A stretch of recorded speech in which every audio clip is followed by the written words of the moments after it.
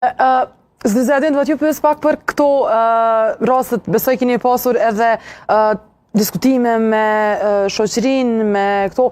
Si ka qenë ndoshta perceptimi i parë që jepet për Kosovën, nëse flasim në vendet e tjera? Çfarë mendimi kanë për Kosovën kur flitet, kur përmendet emri Kosovë? Unë po dalë në vitin 1993 kom lanë Kosovën, si gjithë shqiptarë, disa nga kompatorët që s'kishëm shkolla. Unë mendoja me shku në Gjermani, të thëmë publikisht, nuk kam qenë zënësi mirë. Jo që s'kam qenë, po kam qenë ndrojtur. Kam pas marrë, kam pas vështirësi me dalë para profesorit dhe kjo ka qenë arsye. Po gjithmonë kam pas qef me shku i shkollë. Andër e kisha, duat të mbarë diçka shkollë. Shkolla në Gjermani 1993 nuk ishëm drejt as me punu, as me kuj shkollë. Kjo është dhe me thonë që qysh në kam pa neve në vitet 90 Gjermania. Në Angli 2000 ishte më mirë, në dhanë disa drejta. Ose Kosova në kanot, ka shumë shqiptarë që si të vinë, pa më pasyshë në përgjata vinë me status, i kanë gjitha drejtat. Dhe kjo duat tëmë që Gjermania tani merë punëtor nga Kosova, e pjep gjitha drejta, po në vitet 90 jo, s'ka qenë mirë për ne. Ka ndryshu, na shohin më ndryshe tani. Çka na duhet neve të bashkohemi dhe të ecim përpara. Bashk. Po, dua të rikthehem kështu për fund tek kjo pjesa e librit, me qenë se gjitha këto që diskutohen janë edhe pjesë. Dua të rikthehem kështu për fund tek kjo pjesa e librit, me qenë se gjitha këto që diskutohen janë edhe pjesë e librit. Zotë Dinca, çfarë mendoni që një lexues pasi ta përfundoj librin do të mbaj mend nga kjo, apo cili do të jetë ajo ku ka qenë qëllimi juaj për të arritur që kur e mbyll një lexues librin tuaj, ta di që ka marrë një mesazh? Ato në libër janë misionet e mia që me të vërtet unë uroj, unë jam pak edhe kritik ka gjuha shqipe, në gjuha shumë gjuha shqipe, edhe pse jetoj shumë vite jashtë. Mendoj që do të frymëzohet në ato gjëra. Por edhe misionit dhurat një kompjuter uroj që të frymëzohen njerëzia dhe të afrohen pak të ndihmojnë edhe të tjerët. Të ndihmojsh një shkollë dhe të ndihmojsh shtetin. Jam i sigurt që ato do të frymëzohen njerëzia. Populli. Që lexuesit. A është ky një libër më shumë thirrje për reflektim apo për të lënë një gjurmë për çfarë duhet bëhet, realisht çfarë mund të bëjmë të gjithë për vendin? Mend dyjat. Është edhe për reflektim edhe çka duhet të bëjmë. Po nuk duhet të jetë një libër për me ditë se çka duhet të bëjmë. Duhet të marrim vetë ata. Duhet ta kemi nga prindit. Unë jam rrinë nga 2 prindër arsimdhashës, edhe pse në atë kohë kanë qenë me shkolla në fakultete. Më kanë edukuar, më kanë babi jem çka më ka folur gjithmonë për shqiptarinë. Kur s'm ka folur Prishtina. Gjithmonë një shqiptari kemi për. Dhe kjo ndoshta e ka më dhënë dashuri për atë. Duhet prindit janë ata që t'i flasin fëmijët, t'i rrisin në atë mënyrë. Pra nga këto ka buruar kjo lidhja juaj me letërsi? Dashuri. Edhe me letërsi nga prindërit? Bobi e ka pas një bibliotekë vogël. Shqipja krenare është një poezi që është pjesë e librit Rrugët e mia. Dhe po e lexoj, nëse do të rrezedem me ka emocione edhe po e lexoj unë. Shqipe moj krenare nuk le deg të dilte fare. Trung fuqishëm e vetë me fare, gjuhë unike e legjendare me histori kultur, dashuri tolerancë fetare, ti gjithmonë na bën krenare. Tingulli yt si zog i vetmuar, s'na le asnjëherë të harruar. Këngë e vallit të dalluar, nuk le zë të nështruar. Fjala shqipe fjalë madhore, me butësi e dashuri amnore. Me zemrim e me thellësi, kur ndaj saj ka padrejtësi. As një nën ti nuk lëndove, krah atë dhejut ti përher qëndrove. E fjallën bes kur se të radhove, e vetvetja ti gjithmonë qëndrove. Kjo është edhe poezia Shqipja krenare, cilën mund të lexoni dhe sigurisht Zërizedin do të na kënaqë që me një libër tjetër me poezi, cilën e mirë prit. Librit dhe më me thonë me përkufizu me 3 fjalë, cilat do të ishin ato, Zërizedin? Ç'është mendoni që e kishte përshkruar këtë libër me 3 fjalë? Nuk e di, 3 fjalë janë shumë pak për këtë libër. Është libër e madh, ka fjalë shumë ndoja mrena.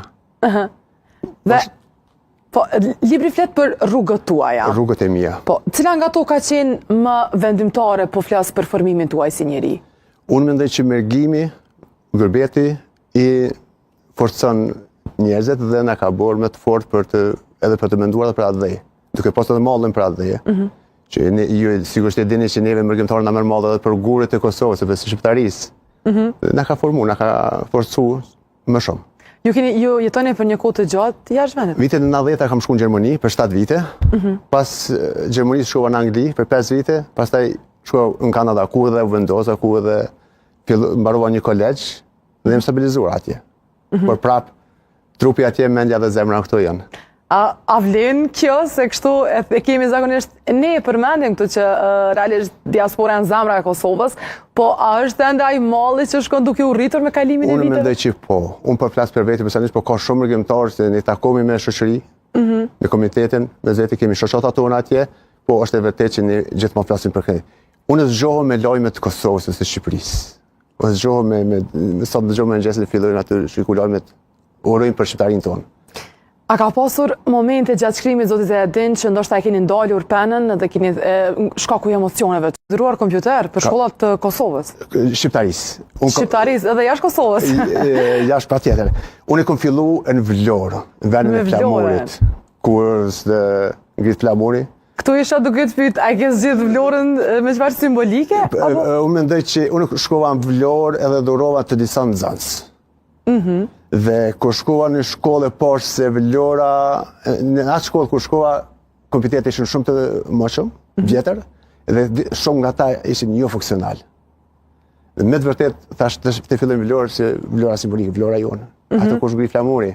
Dhe pastaj vazhduat. Ato ka fillu, ato pavarësi, ato ka fillu Shqiptaria.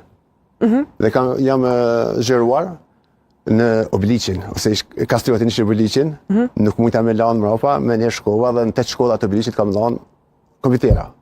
Pastaj në Drenasin, me disa shkolla nuk e di sakt, sa s'më kujtoj për momentin, në Shtime kam dhanë në 4 shkolla, në Podjev 2 shkolla. Pastaj më shkojnë në 2 shkolla në Bujanas, ku më dhuru tableta dhe kompjutera, laptopa. Se pikrisht me zotëri Edin keni vendosur me investu me kompjutera, pikrisht pjesën e teknologjisë për këtë shkolla. Unë para 12 vite shkova në kolegj, dhe e mbarova për IT. Nuk e kisha plan për IT, er naturale diçka, edhe pasi kisha profesion edhe ishte edhe koha pandemisë që na do të rrej më shumë me bo për këto. Koha pandemisë mbyllën shkollat edhe ishin online çdo gjë nga shtëpia.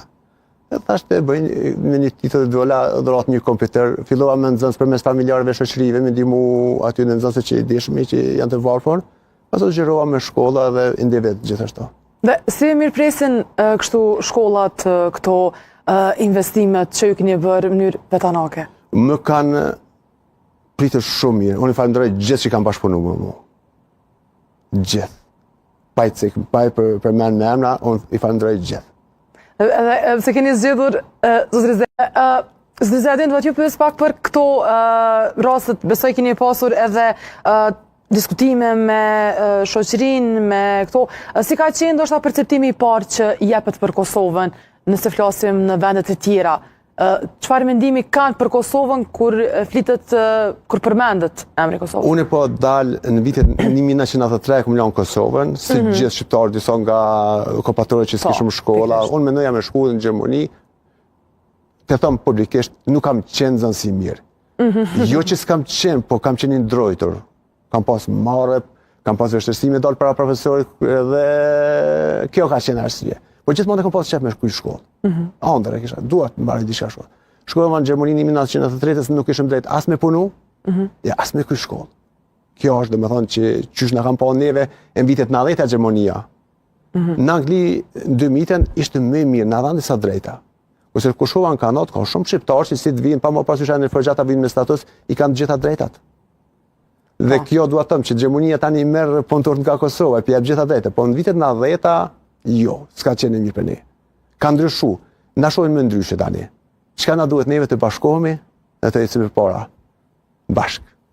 Po, dua të rikthehem kështu përfund tek kjo pjesa e librit, me qenë se gjitha këto që diskutohen janë edhe pjesë